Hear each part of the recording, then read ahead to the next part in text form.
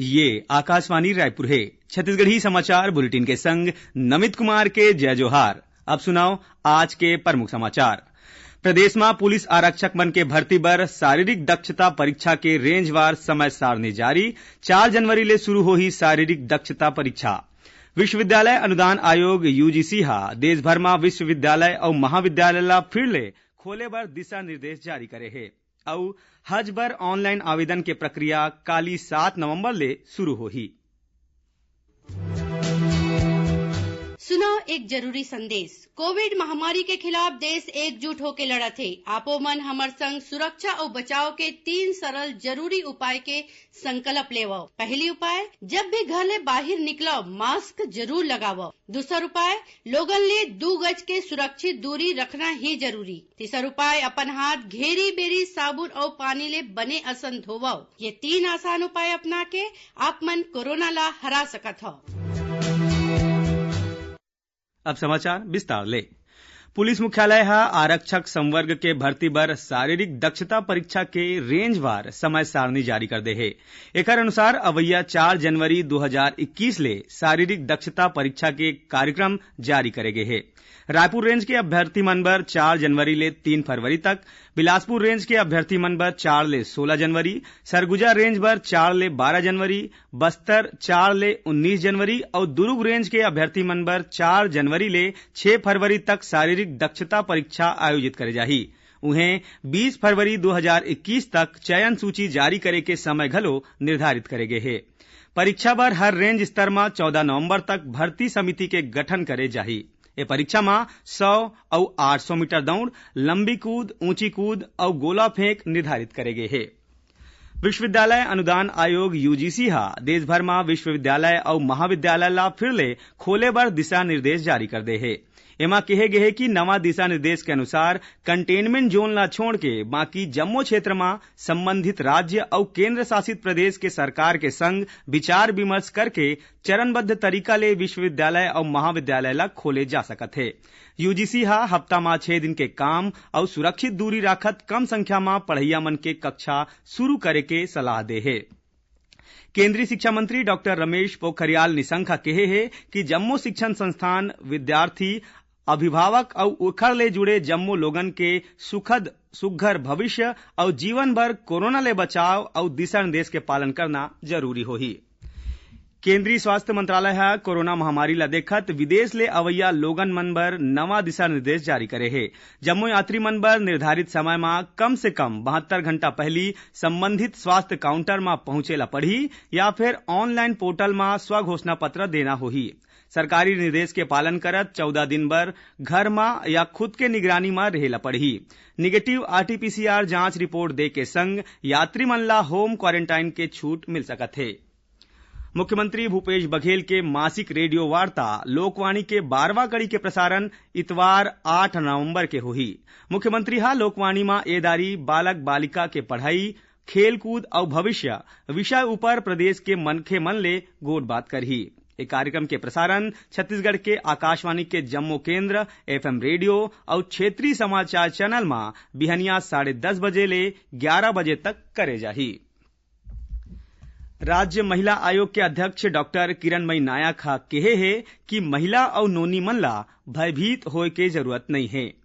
कोंडागांव और नारायणपुर जिला में महिला उत्पीड़न ले जुड़े प्रकरण के सुनवाई के बाद ओमन किहिन की यदि कोनो महिला ला प्रताड़ित करे जाथे या ओखर संग घरेलू हिंसा करे जाथे त ओमन महिला आयोग में शिकायत कर सकत है। ए बेरा कोंडागांव जिला के 5 और नारायणपुर जिला के 1 ठिन प्रकरण के सुनवाई करेगी। छत्तीसगढ़ी समाचार बुलेटिन आप मन आकाशवाणी रायपुर ले सुनत हो। और अब आगू बाढ़बो बाँचे समाचार कोती। छत्तीसगढ़ के जाने माने मूर्तिकार पद्मश्री जे.एम. नेल्सन हा लोगन मन ले कोरोना ले बचाव बर जरूरी सावधानी बरते के अपील करे है। तो मिलजुल के उसे खत्म करना है, एकदम जड़ से खत्म करना है। इसके लिए हमें बड़ी सावधानी बरतना पड़ेगा, कोई नॉर्मल चीज नहीं है।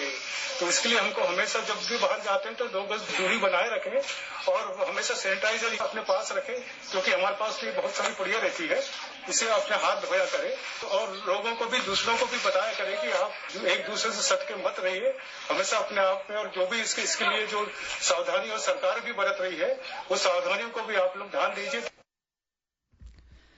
हज 2021 बर ऑनलाइन आवेदन के प्रक्रिया काली 7 नवंबर ले शुरू होही। आवेदन केंद्रीय हज कमेटी के वेबसाइट ले प्राप्त करे जा सकत है। एकर अलावा केंद्र सरकार के मोबाइल एप्लीकेशन के माध्यम ले घलो आवेदन करे जा सकत है। आवेदन बर आखिरी तारीख 10 दिसंबर राखे गे है।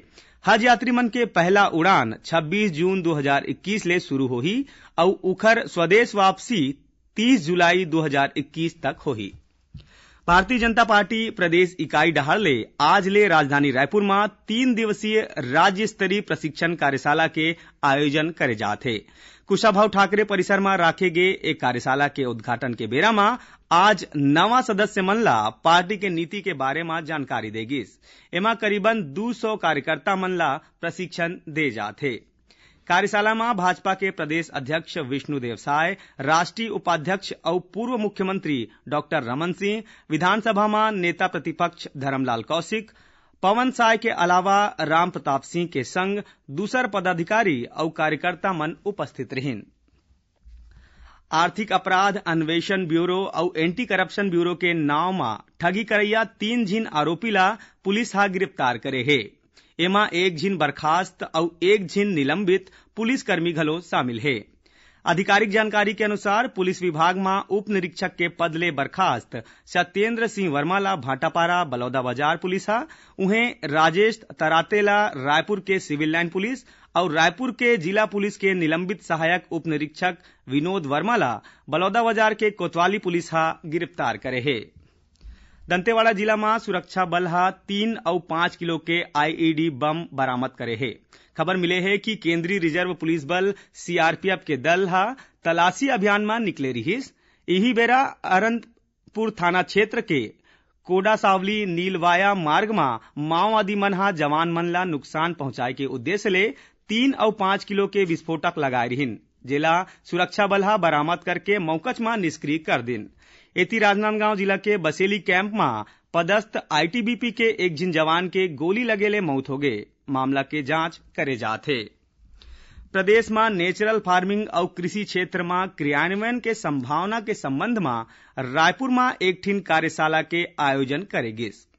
ए बेरा में आंध्र प्रदेश के कृषि विशेषज्ञ टी विजय कुमार हा कहे है कि नेचुरल फार्मिंग छत्तीसगढ़ के किसान मन बर उपयोगी और लाभदायी साबित हो सकत है। उमन किहिन कि एखर ले धान के उत्पादन में 9% के बढ़ोतरी और लागत में करीबन 20% के कमी घलो होही। संगे संग सरकार डाले खाद और बिजली में देवैया सब्सिडी के बचत घलो होही। उन्हें राज्य योजना आयोग के उपाध्यक्ष अजय सिंह कृषि विभाग और कृषि विश्वविद्यालय ला नेचुरल फार्मिंग ला पायलट प्रोजेक्ट के रूप में लागू करे के घलो सुझाव दिन। रेल यात्री के सुविधा ला ध्यान में राखत रेलवे हा सिकंदराबाद सीतामढ़ी बर पूजा स्पेशल ट्रेन के सुविधा दे है। ए ट्रेन के परिचालन सिकंदराबाद ले 10 नवंबर के करे जाही। उन्हें राजेंद्र नगर दुर्ग राजेंद्र नगर पूजा स्पेशल ट्रेन के परिचालन घलो करे जात है। ये ट्रेन 10 नवंबर के राजेंद्र नगर ले और 12 नवंबर के दुर्ग ले चलाए जाही। आखिर में प्रमुख समाचार एक घाव फिर। प्रदेश में पुलिस आरक्षक मन के भर्ती बर शारीरिक दक्षता परीक्षा के रेंजवार समय सारणी जारी। 4 जनवरी ले शुरू हुई शारीरिक दक्षता परीक्षा। विश्वविद्यालय अनुदान आयोग यूजीसी हा देश भर में विश्वविद्यालय और महाविद्यालय ला फिर ले खोले बर दिशा निर्देश जारी करे है। और हज बर ऑनलाइन आवेदन के प्रक्रिया काली 7 नवंबर ले शुरू होही। एकरे संग छत्तीसगढ़ी समाचार बुलेटिन इहे सिरावत है। जय जोहार।